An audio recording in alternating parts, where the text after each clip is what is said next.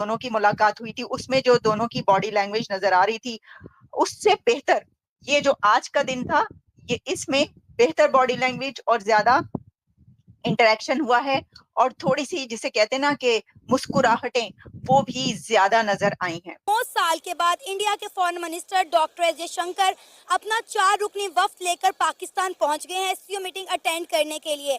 उनका जो वेलकम किया गया, आप सबने देखा कि बहुत ही फीका सा वेलकम था। पाकिस्तान के प्राइम मिनिस्टर खुद तक नहीं गए उन्हें वेलकम करने के लिए। उसके बाद नवाज शरीफ साहब कह रहे हैं कि जयशंकर की जगह इंडिया के प्राइम मिनिस्टर नरेंद्र मोदी को खुद आना चाहिए था। डॉक्टर जयशंकर ने एक कमाल का काम कर डाला है, और वो ये उन्होंने काम किया है कि उन्होंने पाकिस्तान में एक ट्री लगा दिया है, दरख्त लगा दिया है, ट्री प्लांट कर दिया है। कहां पर? इंडियन हाई कमीशन में। और रही सही कसर जो है वो बिलावल भुट्टो जरदारी ने निकाल दी।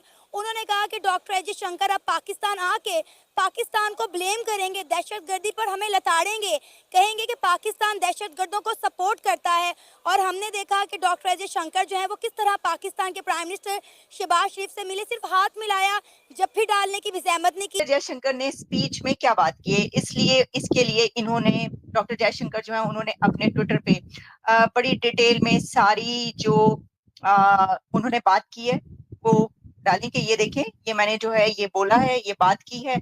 और उसके ऊपर हम देखते रहे कि उनकी ये ट्वीट्स जो है ये भी चलती रही, और साथ में जो उन्होंने गुफ्तगू की। तो अब मैं आती हूँ उसकी तरफ। इसकी वजह ये है कि डॉक्टर जयशंकर की ये जो उन्होंने एससीओ के इजलास में स्पीच की है, इसके बारे में ये लिखा जा रहा है और ये कहा जा रहा है कि इस स्पीच में उन्होंने चाइना और पाकिस्तान के लिए बड़ा स्ट्रॉन्ग मैसेज दिया है। चाइना और पाकिस्तान पे बात की उन्होंने, देखें इनडायरेक्टली बात की है, यानी बात तो की है, लेकिन ऑब्वियसली अगर स्पीच में कोई ऐसी बात की जा रही है जिसका इशारा जो है उस तरफ है, तो पता तो सबको चलता है। जयशंकर की इतनी खिदमत उन्होंने ऐसा खास की नहीं है। नवाज शरीफ को या शहबाज शरीफ को खुद जाना चाहिए था, प्रोटोकॉल के साथ उनका वेलकम करना चाहिए था। उनको पता लगता पाकिस्तान कितना मेहमान नवाज कौम है। हम लोग यकीन माने, बेशक मुसलमान है, क्रिश्चियन है, नॉन मुस्लिम है, हिंदू है, ईसाई है, शिया सुन्नी, ये जो भी मामला आता है, हमारे घर कोई चल के आता है ना, हम उसको अपने सर पे बिठा लेते हैं, क्योंकि वो हमारा मेहमान होता है। अगर वो दुश्मनी करने पे आएगा तो वो मुसलमान भी होगा, तो हम उसको एज अ दुश्मन ही देखेंगे। इनको चाहिए था वहां पे जाते इज्जत के साथ, पूरे मुल्क को पता लगना चाहिए था कि यार अगर इंडिया से भी कोई आया है पाकिस्तान के अंदर, तो उसकी बड़ी अच्छी मेहमान नवाजी हुई है, बड़ा कदर किया है, बड़ी अच्छी वेलकम किया है उसको। फूल शूल बेशक दिए, लेकिन बच्चों के हाथ तो नहीं ना देने बनते। फिर ऊपर से आप कह रहे हैं कि जी नरेंद्र मोदी साहब को खुद आना चाहिए था। अब देखें जी, अब एक बंदा आ गया, उन्होंने एक जयशंकर को भेज दिया है, ये भी उनकी बड़ी बात है। अब इसमें ये भी मैं देख रही थी कि इंडियन मीडिया और इंटरनेशनल मीडिया पे जो इस वक्त पब्लिश हो रहा है उसमें कहा जा रहा है कि जो डॉक्टर जयशंकर है उन्होंने बड़ा एक स्ट्रॉन्ग मैसेज दिया है पाकिस्तान को अपनी स्पीच में, या डॉक्टर जयशंकर ने अटैक किया है अपनी स्पीच में पाकिस्तान के ऊपर। उन्होंने क्या बात की, मैं आपको कल से ये बता रही थी कि जब जयशंकर साहब अपनी तकरीर करेंगे उसमें वो दहशतगर्दी का मुद्दा उठाएंगे ही उठाएंगे, वैसा ही हुआ है।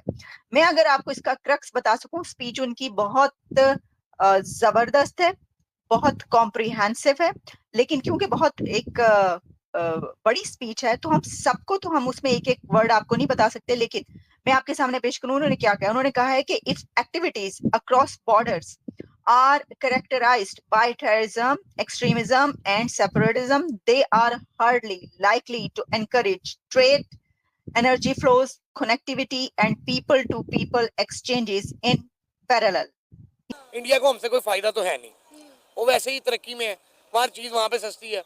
एजुकेशन इंडिया की इतनी अच्छी है कि वहाँ पे 10-10 साल के बच्चे ऐसी इंग्लिश बोलते हैं जो हम लोग नहीं बोल सकते।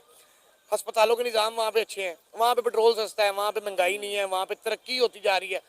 हम लोगों को इंडिया से फायदा है यार, हम लोगों को चाहिए इंडिया के साथ ताल्लुकात बेशक ना सही बने, कारोबारी मसले हमारे हल होने चाहिए। बड़ी गनीमत है हमारे लिए कि डॉक्टर एस जयशंकर भी आ गए हैं, हमें तो उम्मीद ही नहीं थी कि वो भी आएंगे। देखिए जी, जितने प्यार से वो आए हैं, बेशक वो दुश्मन है जो भी है, मैं अभी भी कहता हूँ, भावें जयशंकर है भावें नरेंद्र मोदी है, दुश्मनी करन साढ़े ना लाओगे तो असं छड़ांगे नहीं, लेकिन हमारे पास मेहमान बन के आओगे तो हमारे सर आंखों पे है।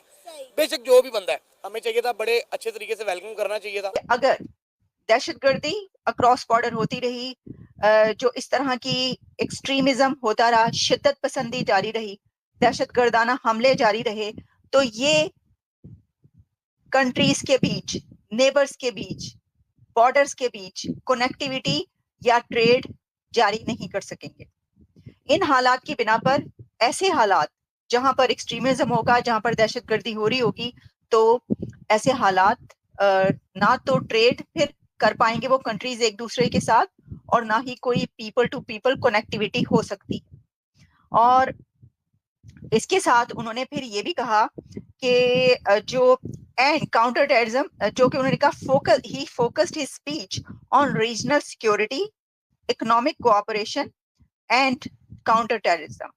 ड्यूरिंग हिज स्पीच, जो कि आप जानते हैं कि जिना कन्वेंशन सेंटर में ये हो रही थी तकरीब, उस पे उन्होंने ये कहा कि importance of collaboration among member states to tackle common challenges and highlighted India's commitment to fostering stability and prosperity in the region. जय हिंद दोस्तों, स्वागत है आपका इंडिपाक न्यूज़ चैनल में। दोस्तों, एस जयशंकर गए हैं पाकिस्तान एशिया समिट में, जहां की उन्होंने बहुत सारी बातें की है पाकिस्तान और आतंकवाद को लेकर, रीजन में शांति कैसे बनाई जाए वगैरह वगैरह के बारे में। और रेड कारपेट से उनका स्वागत किया गया पाकिस्तान में, पर लेने के लिए इतने लोग आए नहीं जिनको आना था, कोई बड़ा पॉलिटिशियन नहीं था।